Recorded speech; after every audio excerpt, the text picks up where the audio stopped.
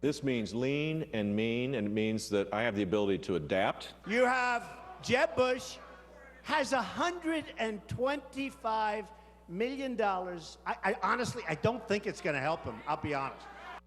GOP presidential candidate Jeb Bush announcing major cuts to his campaign, while Donald Trump calls on Bush and others to tell their super PACs to give back the money as he is now doing. And it's time now for our Sunday group. Head of Heritage Action for America, Michael Needham. The Washington Post Bob Woodward, author of the new book, The Last of the President's Men. Conservative pollster Kristen Soltis Anderson.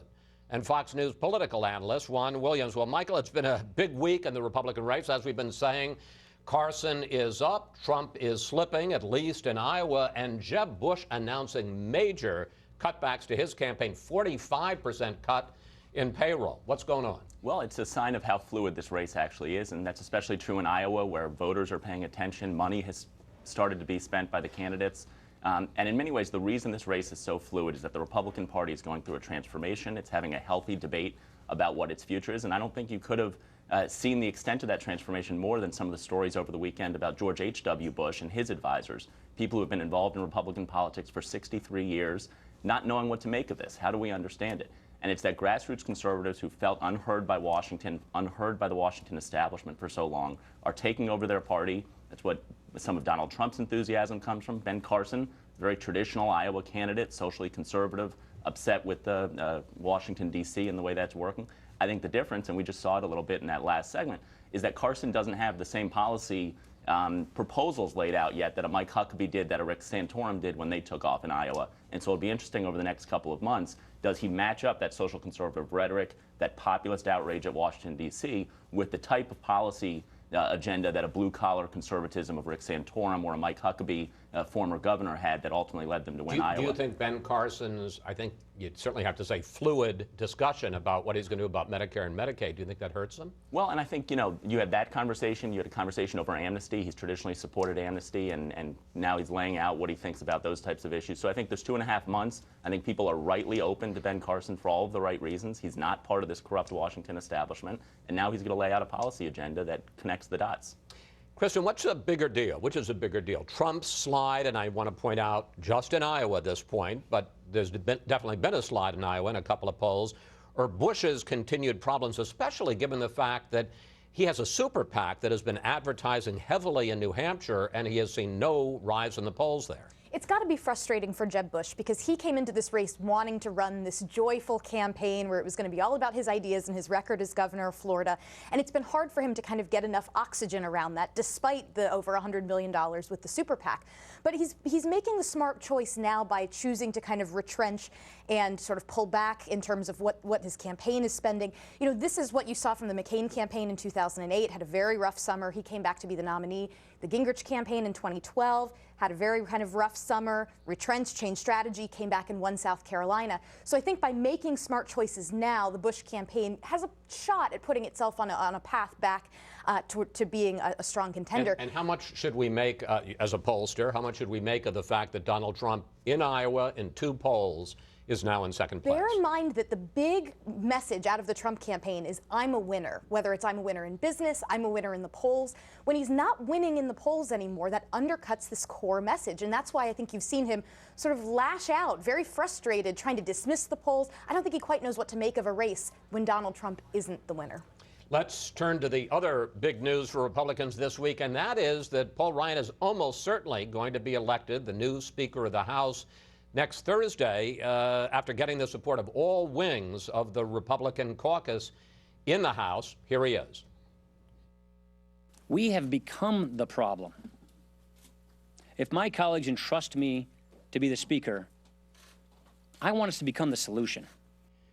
We asked you for questions for the panel, and we got a bunch about Ryan from you.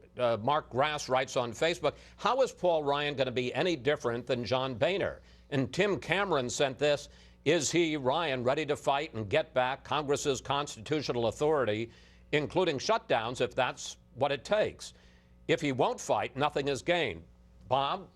how do you answer them? What do you expect from Paul Ryan? I spent hours 3 years ago interviewing Ryan, and first of all, he's a real conservative. And there's a time he went to John Boehner, the Speaker, and said to the Speaker, what we're talking about are not big ideas. And actually, Ryan is the big ideas person. He wants to really reform entitlement spending.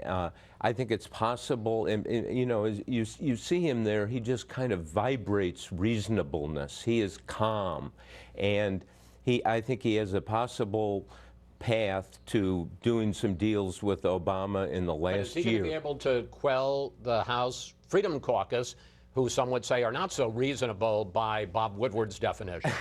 Well, no, by anybody's definition, but apparently he has an agreement with them. And remember, those people are true conservatives in their own eyes, and Ryan really wants to conserve, wants to fix the government. He talks about big ideas. He talks about things that are deep change, deep reform, and so, you know, it's a moment to be optimistic if that's possible. Juan, will Ryan, I think it's the big question, will he be able to satisfy the right wing of his House Republican caucus any better than John Boehner did? Well, rather than just me bloviating, let me just say, if you look at the record here, so last week he meets with the Freedom Caucus, he gets the Freedom Caucus to go along, 2/3 of them, not the 80% supposedly, but 2/3 of them said, yes, we'll support him. But what did they agree to? They didn't agree that they would not use the procedural measure to say we won't use the step to vacate the Speaker's seat. What did he say? He said, I'm going to stick with the Hastert rule, which means that you have a majority of Republicans agree to anything that he puts forward on the floor for a vote. Let me just explain. So what you're saying is a majority of the majority before you'd even bring something up. In other words, you're not going to go in with 20 Republicans and then count just on Democratic votes. Correct. So what we have then, I think, is a basic agreement that we're going to operate on the basis of faith and trust in each other. But when you come to something like the debt ceiling, which is coming up very soon, how do you see the Freedom Caucus, which has defined itself as in opposition, defiant to Republican establishment leadership, Boehner, McConnell in the Senate, how are they supposed to shift and say, oh yeah, we're going to go along now in raising the debt ceiling without talking about things like Planned Parenthood? We're going to talk about a budget, but it just doesn't make sense on that level. So I don't see a honeymoon coming. In fact, I see that we're pushing down the line to yet another implosion. So, Michael, as the head of Heritage Action and, one of these more hardline, more conservative groups, is there going to be a honeymoon for Paul Ryan or not? And what about when you get to these specific issues? Well, we'll see. I think that's up to Paul Ryan. I think I radiate reasonableness, just like Paul Ryan does, to use Bob's phrase. But no, look, at the end of the day, people are right to be skeptical of Paul Ryan. This is a party that since 2010 has done very little to unite ourselves around big, bold ideas, to unite ourselves around a conservative reform agenda, and has looked down the nose